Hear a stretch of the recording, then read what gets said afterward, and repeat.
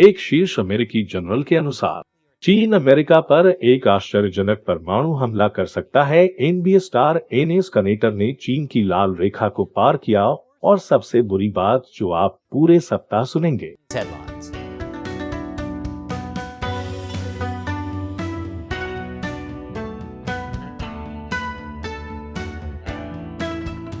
इस सप्ताह के चीन समाचारों की सुर्खियों में और भी बहुत कुछ बिना सेंसर किए चीन में आपका स्वागत है। मैं क्रिस चैपल हूं।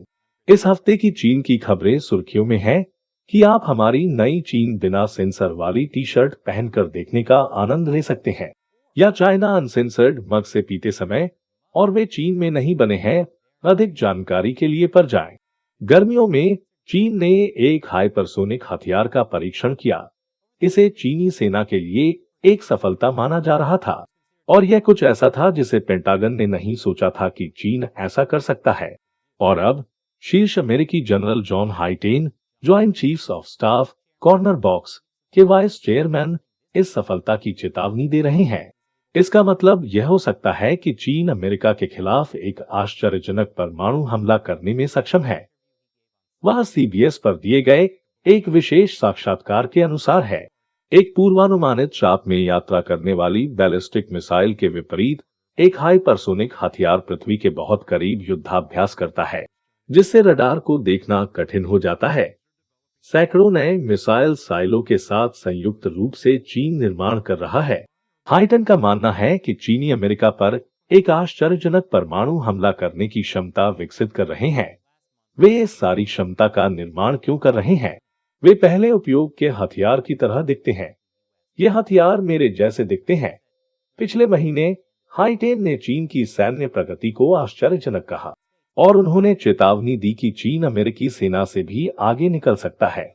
हाइटन ने कहा, वे जिस गति से आगे बढ़ रहे हैं और जिस गति से वे आगे बढ़ रहे हैं, वह रूस और संयुक्त राज्य अमेरिका से आगे निकल जाएगा यदि हम इसे बदलने के लिए कुछ नहीं करते हैं। यह होगा। सैटेलाइट तस्वीरों से हमें पता चलता है कि चीन तेजी से अपने पश्चिमी रेगिस्तान में मिसाइल साइलों का निर्माण कर रहा है।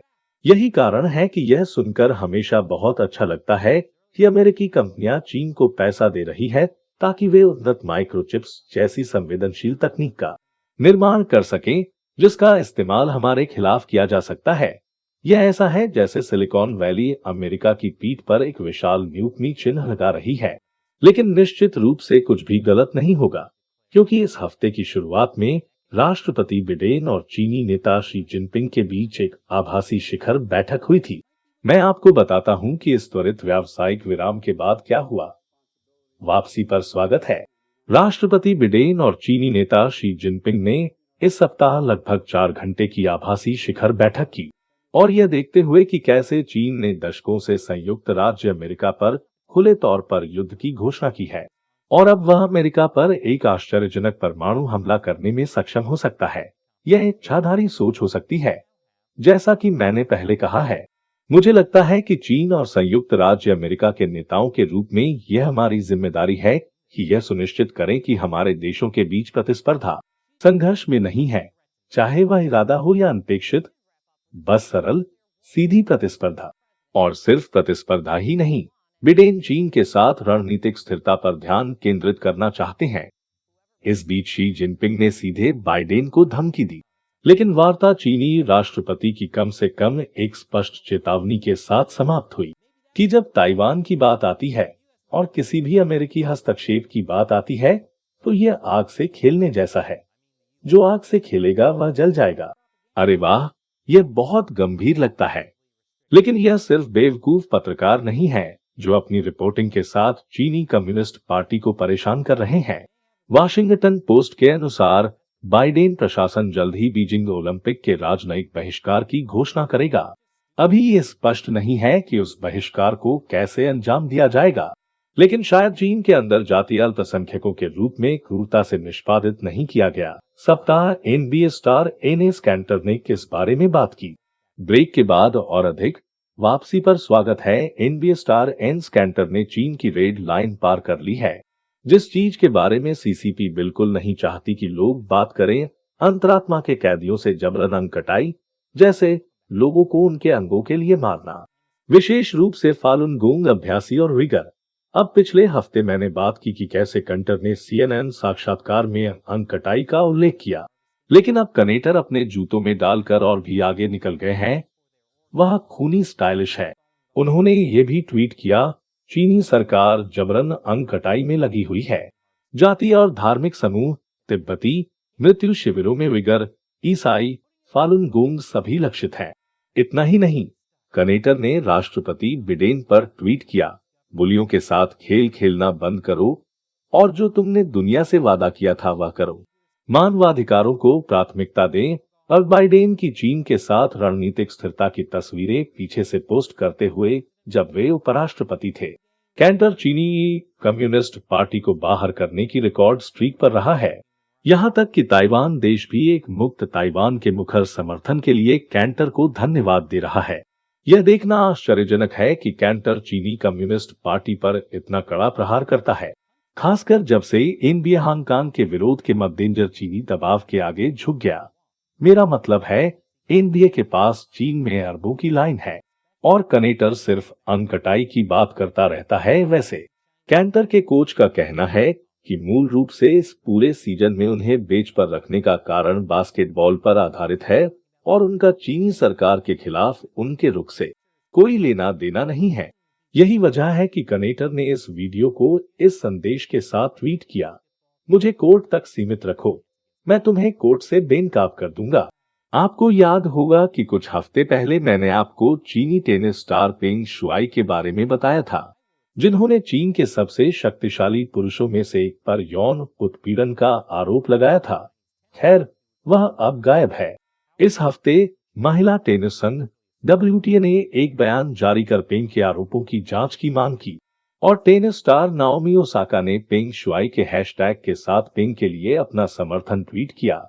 जवाब में चीनी राज्य द्वारा संचालित टेलीविजन ने प्रकाशित किया कि वे जो कहते हैं वह पेंग से WTA के प्रमुख को एक ईमेल है, एक ईमेल जो बंधक नोट की तरह बिल्कुल नहीं दिखता है। ईमेल में दावा किया गया है कि पेंग सुरक्षित नहीं है, वह बस घर पर आराम कर रही है और सब कुछ ठीक है।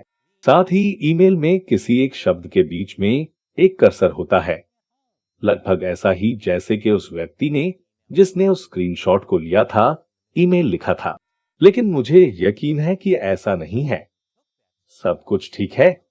किसी कारण से यह बहुत ही आश्वस्त करने वाला ईमेल प्राप्त करने के बाद WTA के प्रमुख का कहना है कि उन्हें यह विश्वास करना कठिन समय है कि यह वास्तव में पेंग शुआई से है।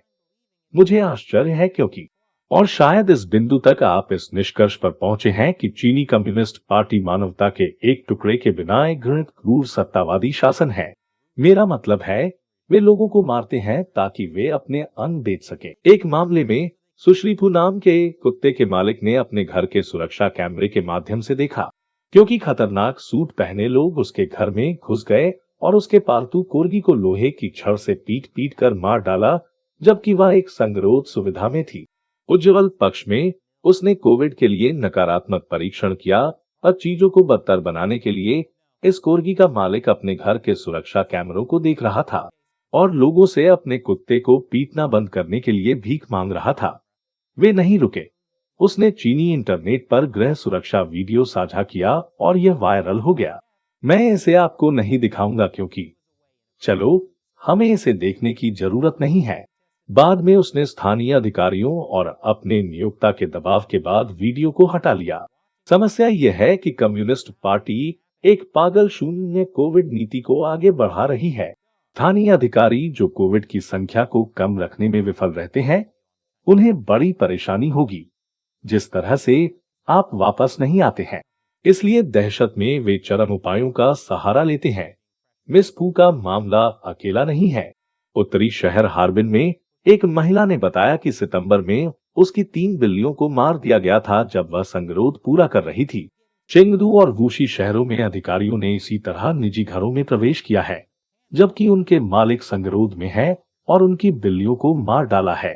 अब संदर्भ के लिए CDC कहता है, कोविड निकट संपर्क के दौरान लोगों से जानवरों में फैल सकता है, लेकिन जानवरों से लोगों में फैलने का खतरा कम है। लेकिन अगर आप एक पागल चीनी अधिकारी हैं, तो कम जोखिम भी अस्वीकार्य है। कोर्गी हत्या के इस ताजा मामले ने चीनी इंटरनेट पर कोहराम मचा दिया है। यहाँ एक टिप्पणी का एक उदाहरण दिया गया है, जहाँ कोई इस बारे में बात करता है कि कैसे यहाँ दिल का मुद्दा हमेशा अंतहीन रूप से विस्तारित राज्य शक्ति द्वारा व्यक्ति अधिकारों का अनियंत्रित उल्लंघन रहा है। मुझे यकीन है कि टिप्पणी अब सेंसर कर दी गई है और अब मेरे लिए चीन की बिना सेंसर वाली प्रतिशत सेना के सदस्य के एक प्रश्न का उत्तर देने का समय आ गया है। यही मैं प्रशंसकों को बुलाता हूं जो क्राउड फंडिंग वेबसाइटों पैट्रियन और स्थानीय लोगों पर शो का समर्थन करते हैं। विलियम डॉसन पैट्रियन से पूछते हैं, मैं हाल ही में यूरी बेज़मेनोव को बहुत देख रहा हूं और वास्तव में चिंतित था। क्या आपको लगता है कि अमेरिका इस तरह के एक युद्ध को जीत सकता है? बढ़िया सवाल विलियम। आप में से जो नहीं जानते हैं, उनके लिए यूरी बेज़मेनोव एक सोवियत रक्षक थे। आप उनके साथ यूट्यूब पर इंटरव्यू देख सकते हैं, वे बहुत दिलचस्प हैं। लेकिन मूल रूप से उन्होंने पहली बार देखा कि कैसे सोवियत हित अमेरिकी समाज में घुसपैठ कर रहे थे। अब जबकि इसमें से बहुत कुछ विवादास्पद है, संयुक्त राज्य अमेरिका में सोवियत संघ के सामने वाले समूहों को वित्त पोषण करने के अच्छी तरह से प्रलेखित उदाहरण है। चीनी कम्युनिस्ट पार्टी भी ऐसा ही करती है। तो आज आपके पास कुछ रिपोर्टें हैं जो कह रही हैं कि युवा अमेरिकी पूंजीवाद के बजाय समाजवाद को पसंद करते हैं। तो आधार यह है, क्या कम्युनिस्टों ने अमेरिकी समाज में इस हद तक घुसपैठ की है कि यह अमेरिका की चीन नीति को प्रभावित करेगा? खैर, मुझे ये कहते हुए खुशी हो रही है कि अमेरिका में राजनीतिक स्पेक्ट्रम के लोग चीनी कम्युनिस्ट पार्टी की आलोचना करने के लिए काफी एकजुट हैं। एओसी और टेड क्रूज ने एक बार एक साथ मिलकर अप्रैल की हांगकांग पर चीनी मांगों को मानने के लिए निंदा की और एनबीए को चीन में गतिविधियों को निलंबित करने के लिए कहा। ये दोनों बहुत बातों पर सहमत नहीं है। बर्नी सैंडर्स एक लोकतांत्रिक समाजवादी पहले अमेरिकी राजनेताओं में से एक थे जिन्होंने विशेष रूप से चीन में अंतःकरण के फालुन गोंग कैदियों को रिहा करने की आवश्यकता का उल्लेख किया था। और याद है जब चक शूमर ने यह कहा था, लेकिन चलो वे संगरोध शिविरों में रहते हुए लोगों के पालतू जानवरों को मार रहे हैं, मुझे परवाह नहीं है कि आपकी राजनीति क्या है। मुझे लगता है कि हम सभी उस पर सहमत हैं और यही चीनी कम्युनिस्ट पार्टी की खूबसूरती है, वे अमेरिकियों को एक साथ ला रहे हैं। आपके प्रश्न और आपके समर्थन विलियम के लिए धन्यवाद और देखने के लिए धन्यवाद। और अगर आप चीनी कम्युनिस्ट पार्टी के खिलाफ लड़ाई में हमारी मदद करना चाहते हैं तो बस उस तरह के बटन को दबाकर सदस्यता लें और अपने दोस्तों और परिवार के साथ शो को साझा करें। और यदि आप उस अतिरिक्त कदम पर जाना चाहते हैं तो आप पैट्रियन पर शो का समर्थन कर सकते हैं या स्थानीय लोग प्रत्येक के लिए लिंक नीचे है। आपको कुछ शानदार फायदे मिलेंगे और मुझे शो में जवाब देने के लिए मुझसे सवाल पूछने का मौका मिलेगा और फिर हमेशा मर्चेंट स्टोर होता है। एक बार फिर मैं क्रिस चैपल हूँ। अगली बार मिलते हैं।